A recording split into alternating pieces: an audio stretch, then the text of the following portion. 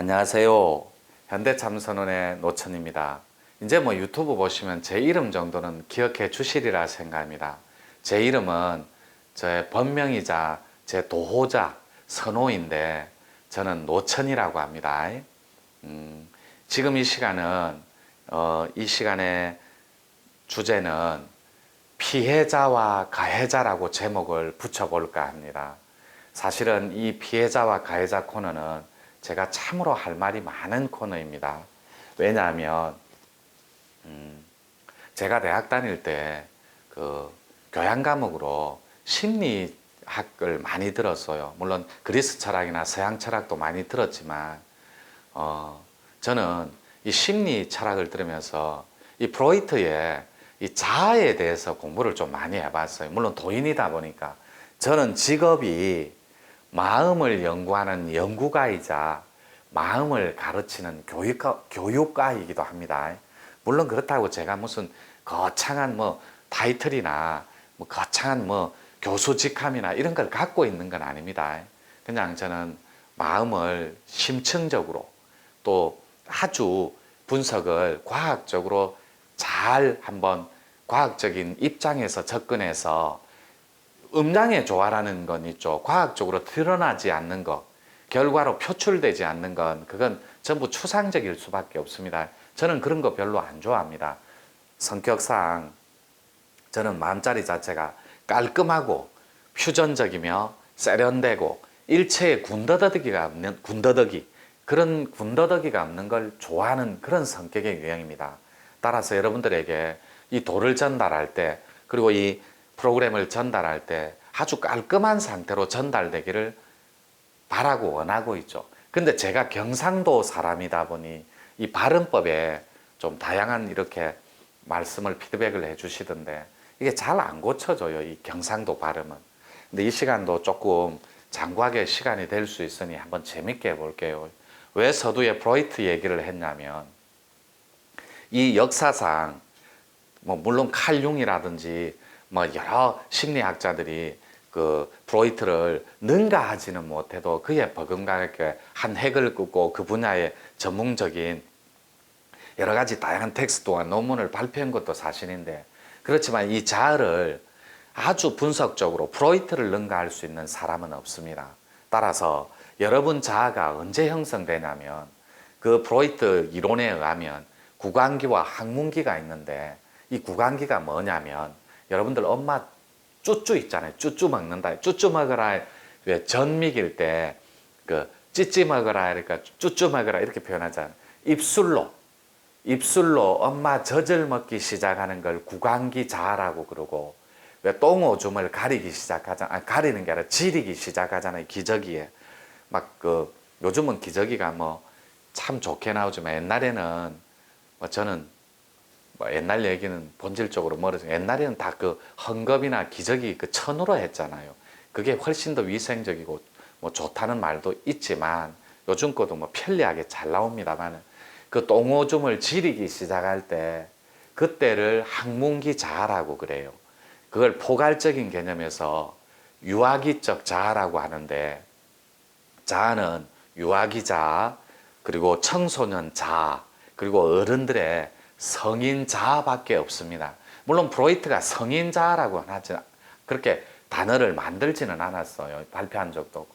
제 표현 방법인데 물론 여기서 다루는 건 성인 자아를 나중에 다룰 거예요.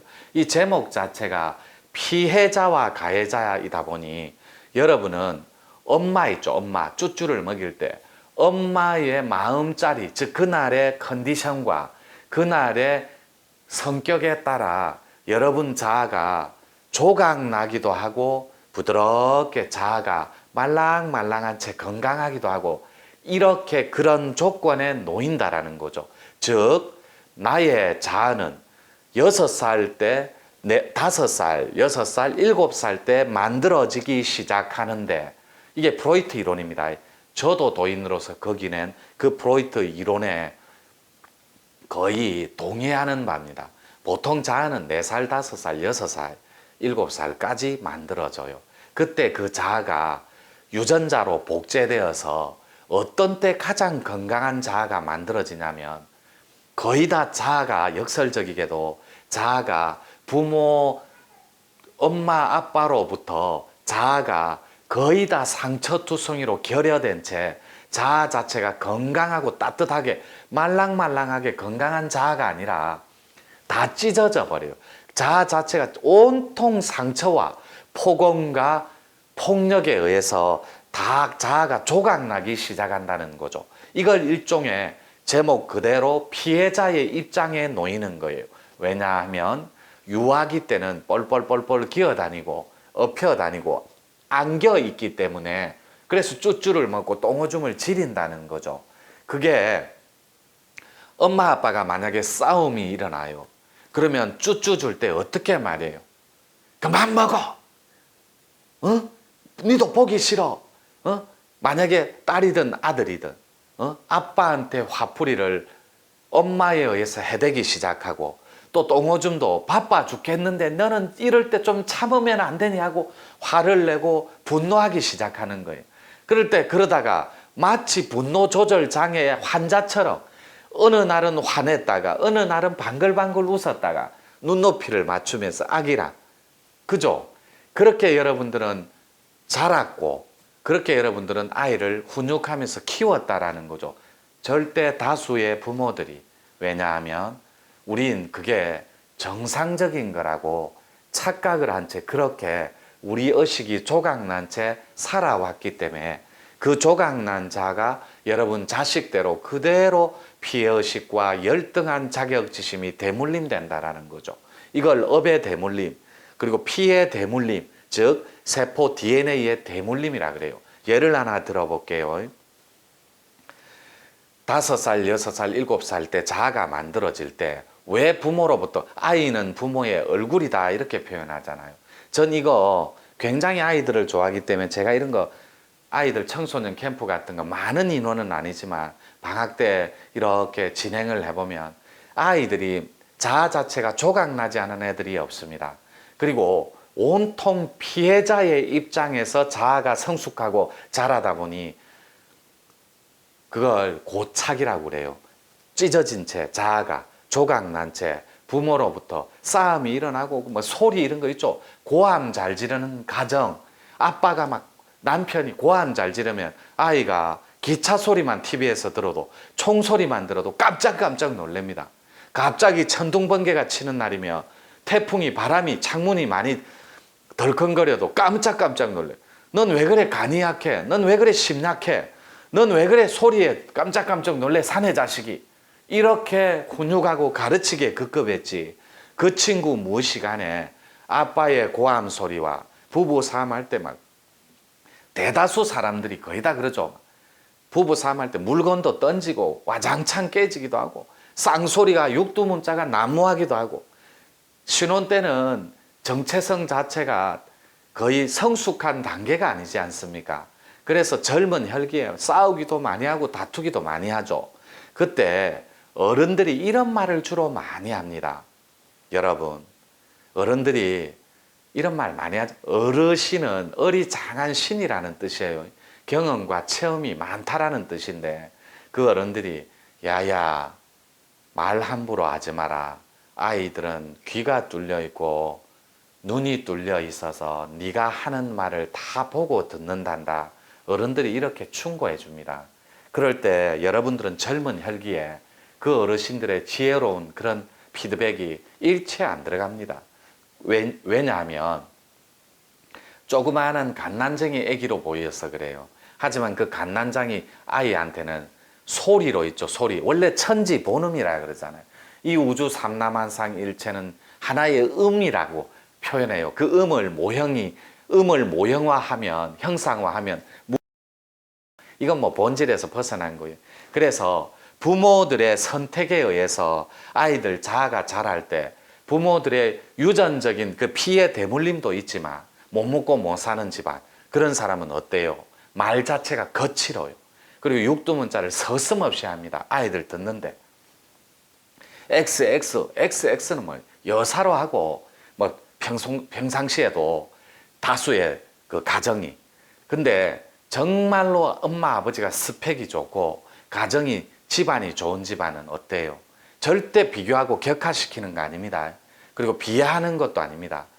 할아버지 할머니로부터 가풍이 제대로, 그리고 명문대가, 그리고 뼈대 있는 집안에는 그 가풍이라는 게 있는데 그 자체가 피의 대물림으로 아주 부드럽고 아주 거한 가운데 그 스펙이 그대로 대물림되어 자아 자체도 아주 건강한 가운데, 물론 아닌 집안도 많습니다. 명문 대가들 중에 아닌 집안도 사업의 불화, 가정 불화, 성격 차이, 이혼해서 편모 쓰라, 할머니 조모 쓰라에 자란다든지 아닌 집안도 굉장히 많아요. 근데 거의 다 보면 거의 다가 그런 집안이 있다라는 거죠.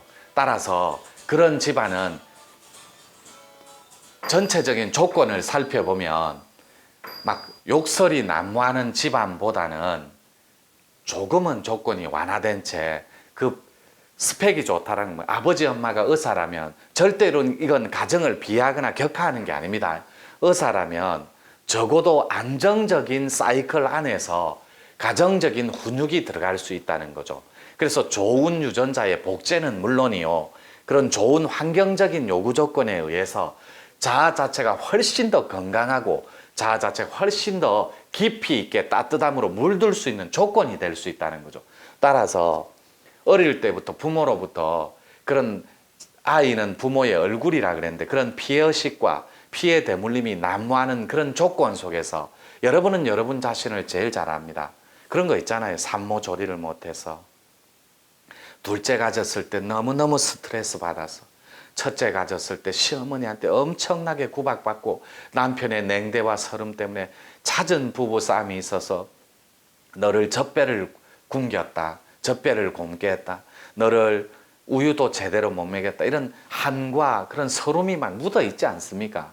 그런 친구들이 자아가 조각난 채 자라면 여러분 죄송한데 사회성 저하는 기본이요, 그리고 건강한 사회의 구성원으로서 책임감 있게 사회 구성원으로 참여할 수 없는 조건이 된다는 거죠. 왜냐하면 피해의식은 그대로 대물림됩니다. 그리고 자격지심과 열등한 의식도 그대로 대물림됩니다. 왜죠? 여러분이 그렇게 훈육하고 만들었다니까. 환경적인 요구 조건에 의해서, 그런 환경적인 조건에 의해서 여러분 사랑하는 아이, 그리고 여러분의 진짜로 그 존경하는 그 아이들이, 존중해야 될 그 아이들이, 부처 같은 그 아이들이 자아가 찢어진 채, 조각난 채 고착돼 버려요. 6살, 7살, 10살, 11살 때로 아스팔트 공굴처럼 딱 들러붙어서 자아 자체가 그 시대에 그 상처받고 찢어진 채 그 자아가 피해자의 입장이니까 그들은 늘 피해자입니다. 욕하면 들어야 되고 때리면 맞아야 되고, 그리고 부족하면 그런 징글징글하고 가난한 그 조건, 공부하고 싶은데 학원 가고 싶은데 좋은 옷 입고 싶은데 여러분들이 하나도 해준 게 없다라는 거죠. 늘 부족했기 때문에. 그랬을 때 그 아이는 그 자아가 그 시절에 머문 채, 피해자의 그 시절에 몸만 자라버려요. 자아는 아이대로 머무는데. 그래서 몸만 성숙하고 자아는 성숙할 시간이 없어요. 찢어져 있고 조각난 채 피해의식에 떡칠이 됐기 때문에. 그걸 피해자적 입장이라고 하는데 이건 잠재적인 가해자가 될 수 있는 완벽한 조건이라는 거죠. 아이 때는 힘이 없어서 피해자였고 어른이 되어서는 철없이 몸만 자라다 보니까 어때요? 떼쓰는 철부지 아이와 같아요. 그 여자들은 조금 낫습니다. 훨씬 더 성숙할 수 있으므로 자아가. 그건 DNA 구조가 그런데, 왜냐하면 남자 보고 큰아들 같다잖아요.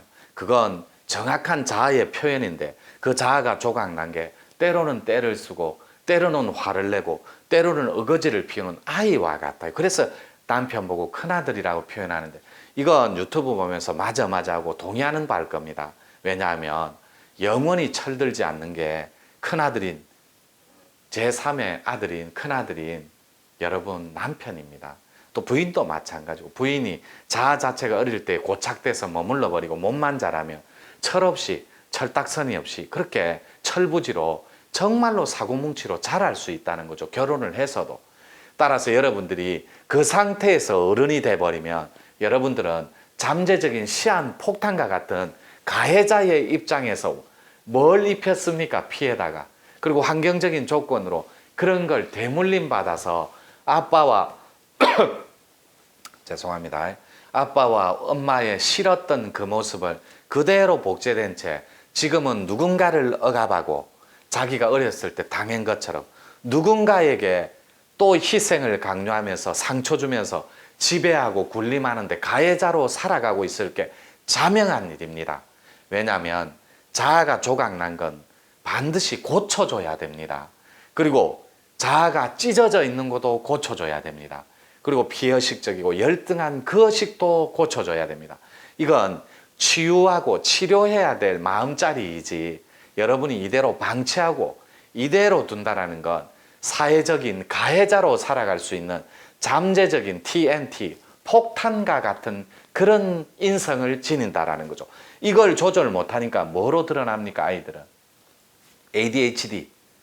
맞나? ADHD 표현이. 그 제가 책에도 적어 놓은 거 있는데, 제가 경주 가서 아이들 10살에서 13살, 13살, 초등학교 4, 5, 6학년 경주에서 모아놓고 한번 강의한 적도 있고 그래요, 호텔에서. 그때도 정말 눈을 뜨고 볼 수 없는 그런 한 편의 드라마를 만나고 합니다. 우리 아이들은 정말로 천진불 그 자체고 부처 그 자체며 하나님처럼 성자 그 자체인데 우리 아이들이 어릴 때는 힘이 없어 온통 부모의 폭언과 폭력에 그리고 그런 불우하고 부족한 가정 조건과 환경 조건에 의해서 온통 인성과 자아를 인격 자체를 통째로 유린당하고 농락당하고 희롱당한 피해자의 입장이었다면 지금은 그들이 어른이 되어서 여러분 자녀를 그리고 자기 자식을 억압하고 상처 주고 분노하고 고함 지르고 싸울 때 욕하고 두드려 부수고 막 그런 거 있잖아요. 폭력, 폭언, 잠재적인 그런 가해자의 입장에서 분노 조절 장애 환자가 되어 있고 인격과 성격 장애가 되어 있으며 공황 장애, 우울증 이런 여러 가지 시민성 질환에 시달리는 채 여러분은 가해자이면서 가해자인 줄 모른 채 가정을 여러분의 지배적이고 그런 차가운 이성으로 온통 농락해버린다는 거죠. 이 피해자와 가해자 편은 많은 이들이 들어줬으면 좋겠습니다. 그러면 묻겠습니다. 감히 여러분에게 질문 하나 묻겠습니다.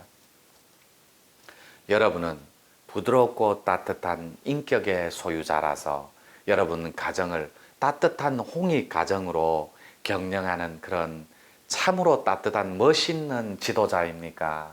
아니면 여러분은 온통 억압하고 상처 주고 굴림하고 지배하면서 가짐에 집착하는 잠재적인 가해자입니까?